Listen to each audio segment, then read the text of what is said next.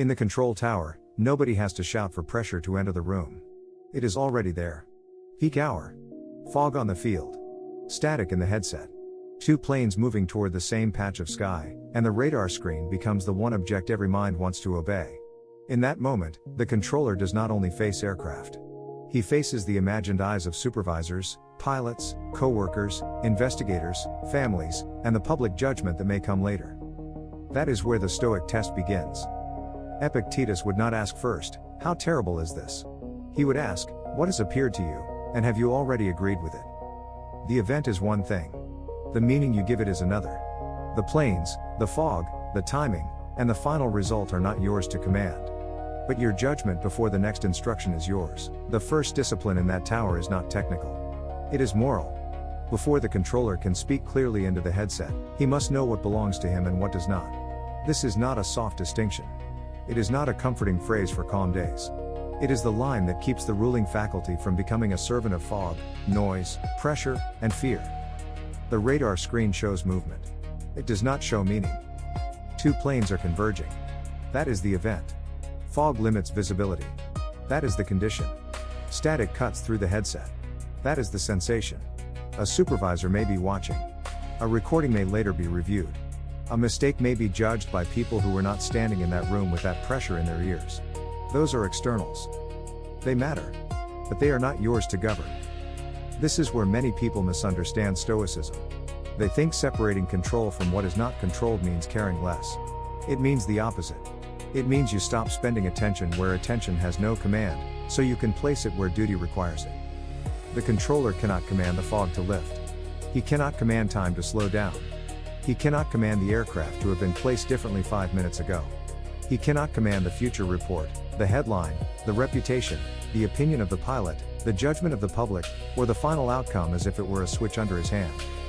But he can govern the next act of attention. He can look back to the radar screen.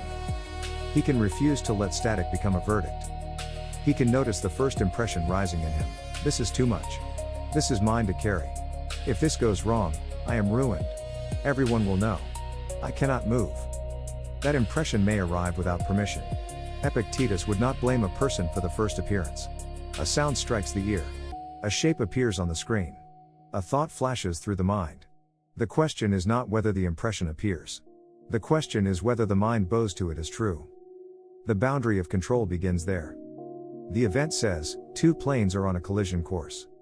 The untrained judgment adds, therefore panic has authority. That addition is the danger inside the danger, because the moment panic is treated as authority, the controller is no longer responding to the aircraft. He is responding to the fear of being seen, blamed, exposed, or broken by the result. His attention leaves the governable and kneels before the uncontrollable. He starts trying to control the outcome directly, instead of controlling the judgment, intention, attention, and next response by which his duty must be performed.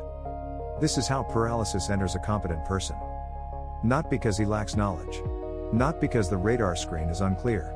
But because the mind has accepted a false transfer of power. It has handed rule to the external. Epictetus would cut through that transfer with discipline. What is yours? Judgment. Assent. Intention. Attention. The next response. What is not yours? Weather. Timing. Past events. Other minds. Reputation. The final result. Whether the situation obeys your preference. This does not remove responsibility. It defines it. Responsibility is not the fantasy that you can guarantee the outcome. Responsibility is the refusal to abandon what is yours while the outcome is still uncertain. In that control tower, the controller's work is not to feel certain before acting. Certainty may not arrive. The work is to act from the part of him that can still be governed. He must not wait for fear to disappear. He must not demand a clean room, a quiet headset, perfect visibility, or public approval before he becomes disciplined. He must take the conditions as they are and ask a harder question. What is the next right use of my faculty here? That question brings him back from the crowd and his imagination. Not the families. Not the investigators. Not the co-workers. Not the headline. Not the future courtroom of opinion. Back to the radar screen. Back to the voice. Back to the instruction that can be given now. Back to the duty that belongs to this moment, not the reputation that may follow it. A clear mind before the result is not a mind that knows everything will be fine. It is a mind that has stopped confusing the result with the ruling faculty. The aircraft may still be in danger. The fog may still press against the glass. The headset may still spit static. But the controller has drawn the first line. The situation is not sovereign over my judgment. Panic is not proof. Public judgment is not law. The next governable action is still mine. And once that line is drawn, he can begin to act. The next discipline is to slow the mind at the exact point where it wants to rush. Not slow the aircraft. Not slow the clock. Not slow the weather. Those do not obey the controller's wish. Slow the inner movement between appearance and agreement. That is where Epictetus places the work. An impression arrives first. It does not ask permission. The radar screen shows two paths narrowing. The headset cracks with static. The tower feels too small for the consequence of the moment. The first appearance says, "This is urgent.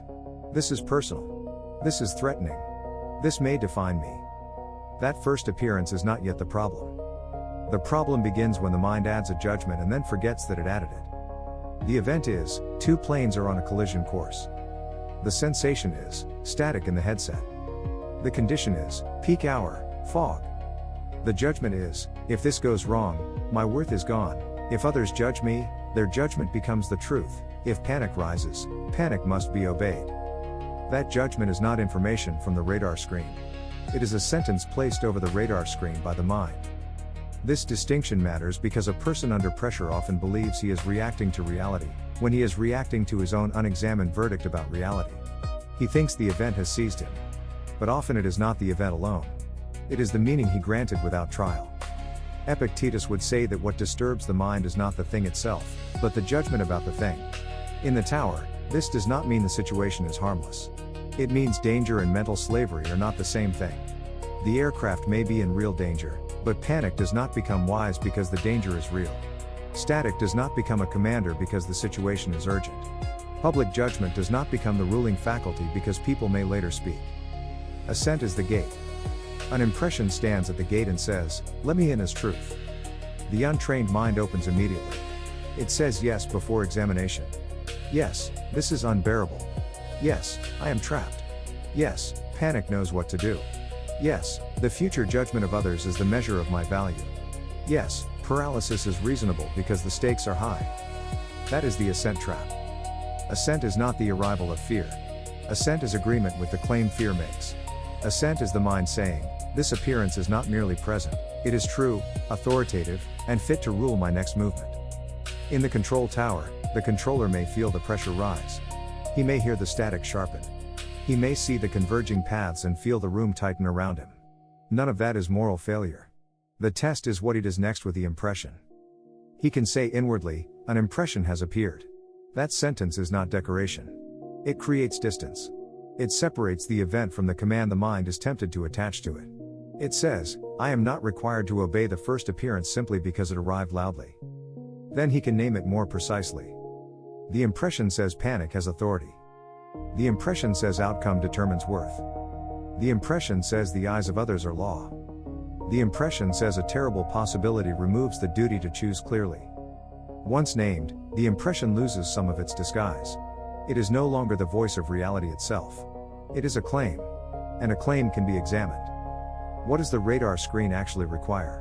Attention. What does the headset require? Clear speech. What does the moment require? The next correct instruction, given from the part of the mind still capable of order. What does panic offer? Noise pretending to be insight. Panic may feel powerful, but power in the body is not authority in the soul. A raised pulse does not prove a conclusion. A loud sensation does not establish a law. A future investigation does not decide the moral quality of the present choice before that choice is even made. The controller must not argue with fog as if fog were an opponent. He must not argue with the future as if the future were already a courtroom. He must not ask the static to become quiet before he becomes disciplined. He must examine the one thing that is trying to enter and rule him, the judgment. This is the work between impression and assent. The mind says, if I cannot guarantee the result, I have no ground. Stoic judgment answers, my ground is not guarantee. My ground is the right use of what is mine. The mind says, everyone may blame me. Stoic judgment answers, their judgment is not my faculty. My concern is whether I abandon my faculty before acting. The mind says, panic proves this is too much. Stoic judgment answers, panic proves only that an impression has struck hard. It does not prove what should govern. This is not a speech for comfort. It is an operating rule under pressure. The controller must return to the radar screen, not because the screen promises safety, but because attention belongs there. He must speak the next instruction, not because the result is guaranteed, but because duty does not wait for certainty. He must withhold assent from panic, not because the situation is small, but because the situation is too serious to let an unexamined impression command the room. A clear mind before the result is made in this exact interval. The event appears. The judgment rises. The gate of assent remains guarded. Ascesis does not begin when the room is quiet. It begins when the headset is full of static and the radar screen gives no permission to be slow. It begins when the controller feels the pressure of imagined judgment before the result is known. It begins when the mind wants to leave the present duty and run ahead into blame, headlines, hearings, and the verdict of people who are not holding the headset. For Epictetus, training is not a performance for calm conditions. Training is the repeated practice of refusing to give the ruling faculty away when externals become loud. In the control tower, ascesis is not a speech. It is a sequence. First, pause before assent. This pause may be very small. It may not look like anything from the outside. The controller does not fold his hands or retreat from duty. He does not delay action for the sake of appearing composed. The pause is inward. It is the refusal to let the first impression seize the tongue. Static strikes the ear. The radar screen shows convergence. The mind says, "This is too much." Ascesis answers, "That is an impression." That single recognition matters. Without it, the controller becomes fused with the first sentence that appears in him. He believes the pressure is wisdom. He believes the panic is accuracy. He believes the force of the impression proves its right to command. But force is not truth. The second movement is to name the impression plainly. Not dramatically. Not with self-pity. Not with exaggeration. This is the impression that panic should decide. This is the impression that public judgment is law. This is the impression that if the outcome is uncertain, the mind has no ground. Naming it removes the mask. The impression no longer arrives as reality itself. It becomes a claim placed before judgment. That is the Stoic advantage. A claim can be tested. The third movement is to return attention to the anchor. The radar screen. Not the whole future. Not the opinion of the room. Not the imagined face of an investigator. Not the story that might be told afterward. The screen. The data. The next instruction. The aircraft positions as they are now, not as the controller wishes they were. This return is not emotional escape. It is responsibility made practical.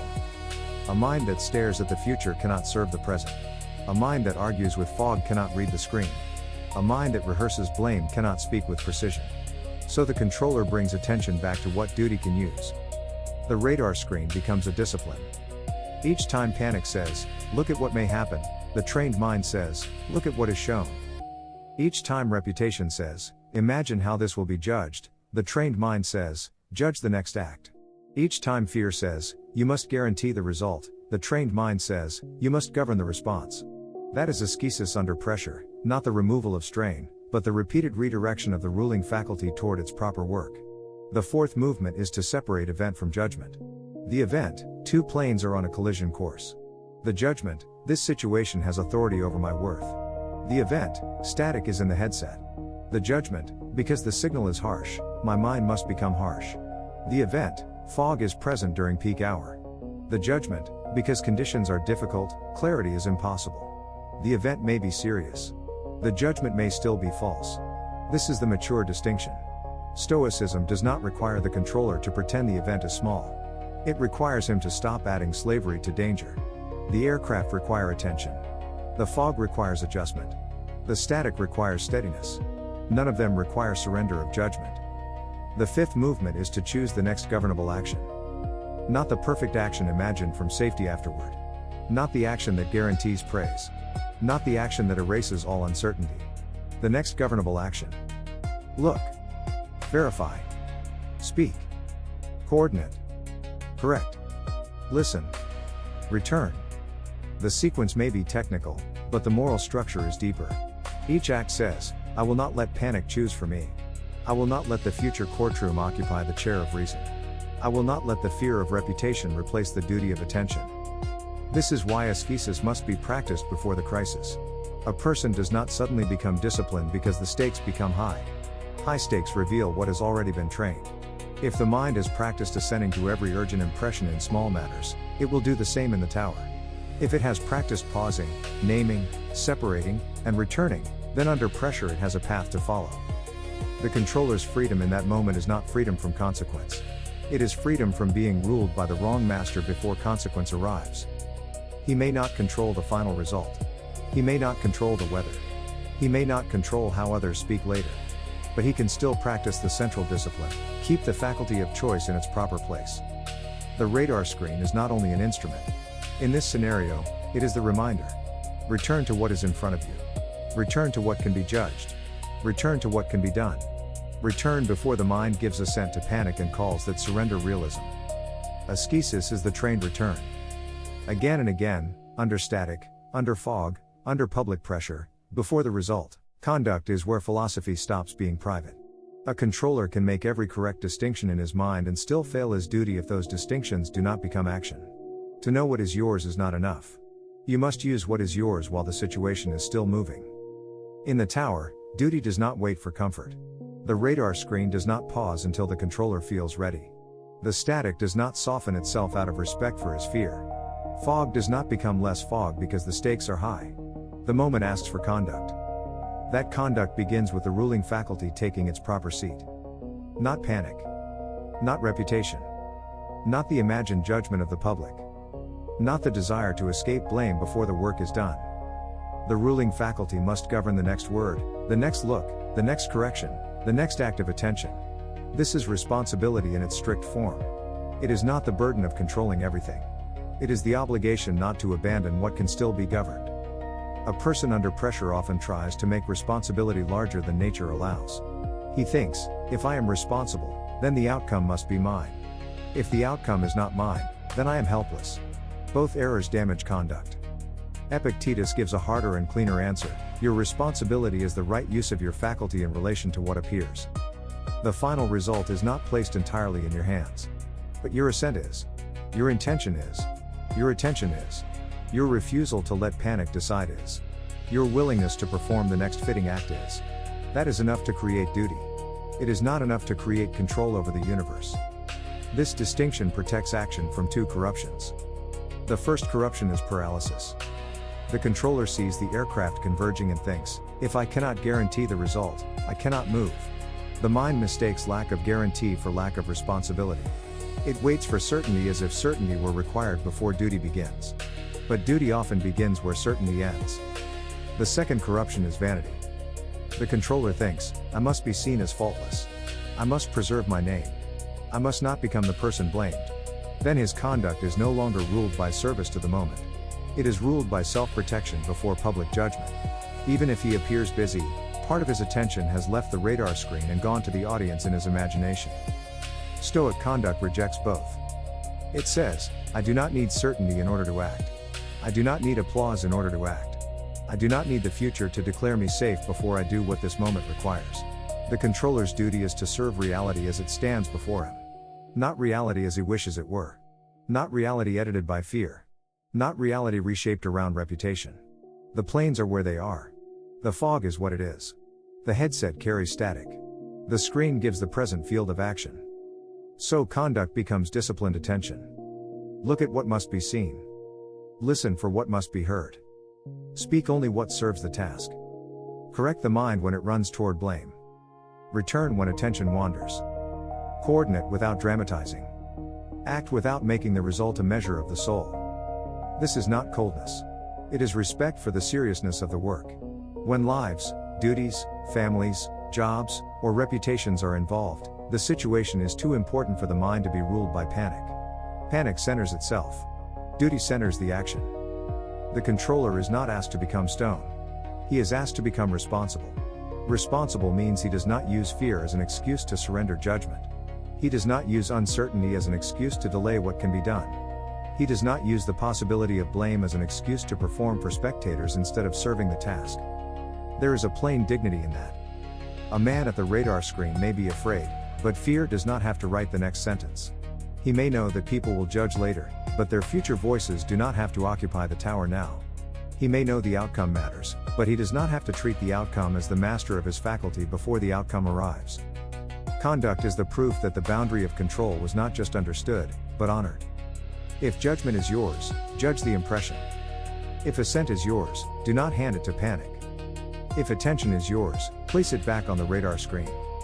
If intention is yours, intend the fitting act, not the preservation of an image. If the next response is yours, give it from reason, not from the noise pressing against reason. This is how responsibility becomes exact. Not grand. Not theatrical. Not built on the fantasy that a human being commands weather, timing, machinery, other minds, and the final result. Exact responsibility stands in the smaller, stronger place. Here is what is mine, and I will not desert it. In that control tower, this is the moral center of the crisis. Before the result, before the review, before the judgment of others, there is conduct. And conduct asks only one question with full seriousness. Are you governing what is yours while it is still yours to govern? Freedom in the tower is not freedom from pressure. The fog may remain. The static may continue. The aircraft may still demand exact attention. The future may still hold questions, reviews, consequences, and public judgment. Stoicism does not erase those things. It refuses to let them sit on the throne of the mind. The controller's freedom is the freedom to withhold assent from panic before panic becomes conduct. That is the decisive point. An event can be urgent without becoming the master of judgment. A result can matter without becoming the measure of the soul. Other people may judge, but their judgment is not the faculty by which the next word must be chosen. The radar screen shows what must be faced. It does not decide what the mind must worship. Epictetus would bring the controller back to the same strict division: what is yours, and what is not yours. Yours is not the fog. Yours is not the past position of the aircraft. Yours is not the opinion that may come afterward. Yours is the examined judgment before assent. Yours is the attention returned to the screen. Yours is the intention to serve the task rather than protect the image. Yours is the next response given from reason while the result is still unknown. This is a clear mind before the result. Not a calm built on guarantees. Not confidence borrowed from favorable conditions. A disciplined mind that refuses to make panic more authoritative than choice. Return to what is yours to govern.